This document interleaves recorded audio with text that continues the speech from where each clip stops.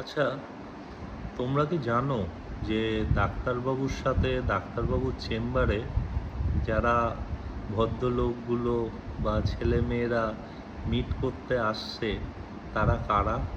হাতে ব্যাগ নিয়ে বা কাঁধে ব্যাগ নিয়ে তারা দীর্ঘক্ষণ দাঁড়িয়ে থাকছে চেম্বারের বাইরে, হ্যাঁ, বা চেম্বারের ভিতরেও তারা অপেক্ষা করছে।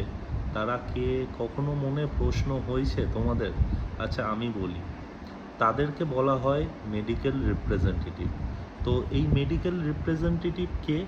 না, ফার্মাসিউটিক্যাল কোম্পানি যারা মেডিসিন ম্যানুফ্যাকচার করে, তো সেই সব কোম্পানিতে তারা কর্মরত। তো সেই সব কোম্পানি তাদেরকে হায়ার করে to give us the knowledge two doctor about various medicines. তো এই মেডিসিনসের নলেজ কি ডাক্তারের কাছে নেই? অবশ্যই আছে।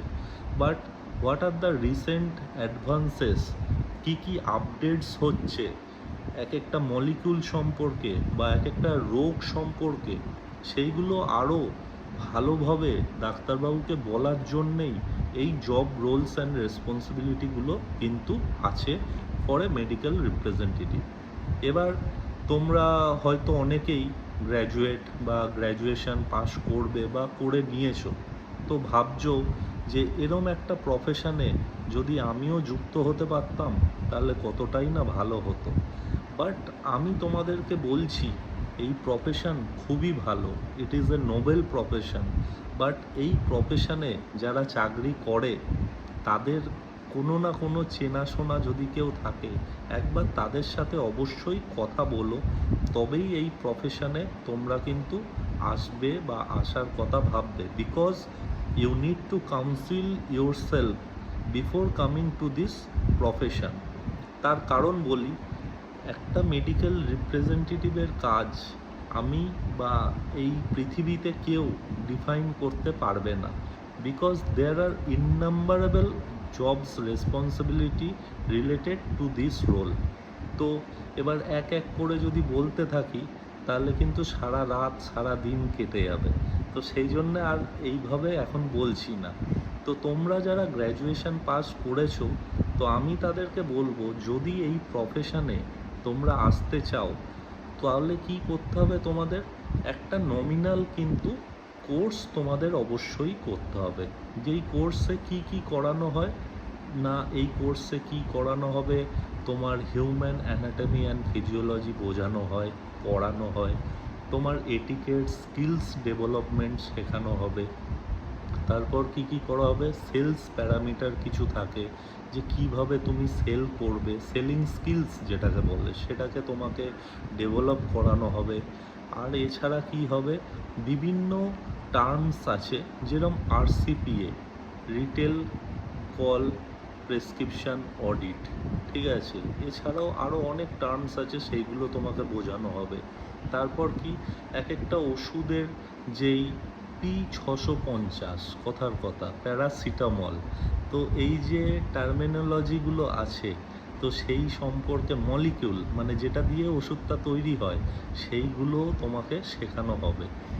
তো এই সবগুলো যখন তুমি শিখে যাবে, তারপরে কি হবে, না তোমাকে ইন্টারভিউয়ার যেরম ধরনের কোশ্চেন করবে, তো সেই কোশ্চেনের উত্তরগুলো তোমাকে বারে বারে মক ইন্টারভিউর দ্বারা তোমাকে তৈরি করানো হবে। তো দেখো, আজকের যে ইঞ্জিনিয়ারিং পড়েছে, হ্যাঁ, সে একটা কিন্তু মক ইন্টারভিউ সে কিন্তু করেই তবেই সে যাচ্ছে আজকের ইন্টারভিউ দিতে।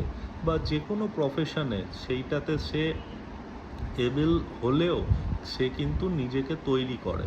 আর এই মেডিকেল রিপ্রেজেন্টেটিভ যদি তোমাকে হতে হয় তাহলেও কিন্তু তোমাকে তৈরি করতে হবে। আমি বলছি না যে তুমি একা নিজে তৈরি হতে পারবে না, বাট এটা সবসময় জরুরি যে যে কোনো একটা ইনস্টিটিউট থেকে তুমি পড়াশোনা করো, বা যদি তোমার কোনো চেনাশোনা দাদা থাকে তাদের থেকে ইনফরমেশান নাও, নিয়ে সেইভাবে তুমি ইন্টারভিউ দিতে যাও। এখন বর্তমানে প্রচুর ফার্মাসিউটিক্যাল কোম্পানি আছে যারা নতুন নতুন ছেলে মেয়েদেরকে চাইছে, তারা চাইছে যে ইয়াং ব্লাড আমাদের অর্গানাইজেশনে আসুক আর তারা ভালোভাবে কাজ করুক।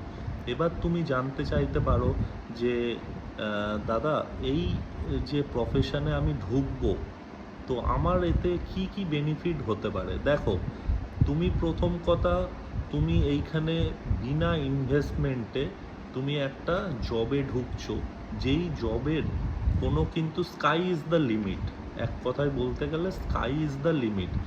আর এইটাই এমন একখানা জব যেইখানে প্রথমেই কেউ কিন্তু ম্যানেজার বা রিজিওনাল ম্যানেজার বা জোনাল ম্যানেজার হয়ে আসতে পারে না। যে কিনা জোনাল ম্যানেজার সেও কিন্তু একদিন মেডিকেল রিপ্রেজেন্টেটিভ ছিল, যে কিনা রিজিওনাল ম্যানেজার সেও কিন্তু একদিন মেডিকেল রিপ্রেজেন্টেটিভই ছিল। তার মানে কি, একটা সিঁড়ির মতন জিনিস, সবাইকেই ওই প্রথম ধাপটা, হ্যাঁ, পা দিয়ে প্রথম ধাপ, সেকেন্ড ধাপ, তৃতীয়, চতুর্থ করে উঠতে হয়েছে। তো এই মেডিকেল রিপ্রেজেন্টেটিভ তোমাকে হতে গেলে তোমাকে একখানা ছোট হোক, নমিনাল হোক, একখানা ভালো জায়গা হোক, যে কোনো জায়গা হোক, কোর্স করলে। এবার তুমি বলছো যে আমার এইখানে মান্থলি ইনকাম কত হতে পারে।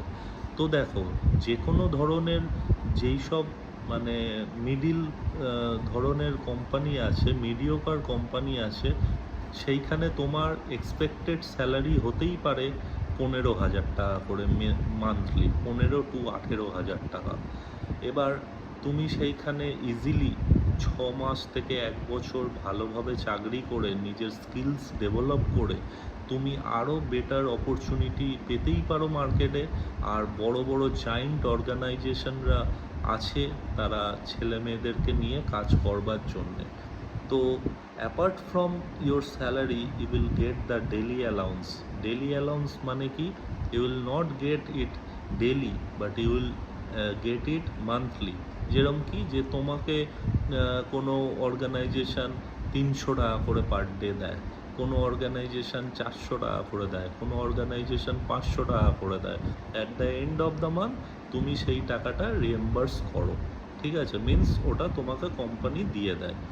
এছাড়া আর কি আছে, যে এখন তুমি মেডিকেল রিপ্রেজেন্টেটিভ হয়ে কোনো একটা অর্গানাইজেশানে, ABC যে কোনো একটা অর্গানাইজেশানে গেলে, এবার সেই অর্গানাইজেশান থেকে তুমি ভালোভাবে কাজ করছো, আরও প্রপারভাবে কাজ শিখছো, যেটাকে বললে একদম এক্সপিরিয়েন্স করছো, করা হলো। তারপরে তুমি আরও ভালো কোম্পানিতে ইন্টারভিউ দিলে, সেইখানে তোমার চাকরিটা কনফার্ম হলো। হওয়ার পর কি হলো, যে তুমি এবার প্রমোশনের কথা ভাবছো। তা তুমি একটা সার্টেন পিরিয়ড অবধি অ্যাজ এ মেডিকেল রিপ্রেজেন্টেটিভ থাকলে, 2 বছর, 3 বছর, 4 বছর, তারপর তুমি সেই অর্গানাইজেশনেই ট্রাই করলে যে আমি অ্যাজ এ এরিয়া ম্যানেজার কাজ করব। তো তুমি সেইখানে as a area manager internal interview দিয়ে তুমি প্রমোটেড হলে। তারপর সেইখানে job roles of area manager যা যা হয়, রেসপন্সিবিলিটি যা যা হয়, একটা টিম নিয়ে কাজ করলে, তো সেই টিম পারফর্ম করলো, আরও অনেক অ্যাচিভ করলো। তারপর তুমি ভাবলে যে না, এবার আমি অ্যাজ এ রিজিওনাল ম্যানেজার কাজ করব। রিজিওনাল ম্যানেজার কাজ করলে এইভাবে ZBM, এরমভাবে DSH, এইভাবে তোমার কোনো শেষ নেই। তুমি আপ টু NSM, হ্যাঁ, তুমি স্টেট লেভেলে চলে গেলে, তুমি একটা পুরো কান্ট্রির হেড হয়ে গেলে। তো এরমভাবে প্রচুর এর মানে যেতে পারবে, ঠিক আছে, কোনো শেষ নেই এর। তো যেটা করতে হবে কি, তোমাকে আমার চ্যানেলটা ফলো করতে হবে। আর যদি তোমাদের মনে আরও কোনো প্রশ্ন থাকে, তুমি অবশ্যই আমাকে কমেন্ট তোমরা করতেই পারো। হ্যাঁ, আমি তোমাদের সব উত্তর দিতে পারবো, বিকজ আমি নিজে জানি যে আমি এই প্রফেশনে লাস্ট 13 ইয়ার্স ছিলাম, আমারও প্রচুর এক্সপিরিয়েন্স হয়েছে। তো আমি সিপ্লাতে ছিলাম, LMBকে ছিলাম, জার্মান রেমিডিসে ছিলাম। তো আমি যতটুকু জানি আমার এক্সপিরিয়েন্সের মাধ্যমে আমি সেইগুলো তোমাদেরকে শেয়ার করতে পারবো।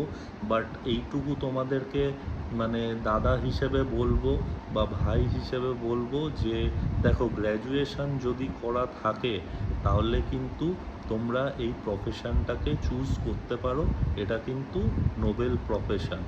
তো তোমাদেরকে হেল্প করবার জন্যে এটা আমার নিউ চ্যানেল, যার নাম আমি দিয়েছি MR ভাইয়া। তো সবাইকে একটা রিকোয়েস্ট করব, সবাই যেন সাবস্ক্রাইব করো আর একটা লাইক দিয়ে দিও। So tata, bye bye.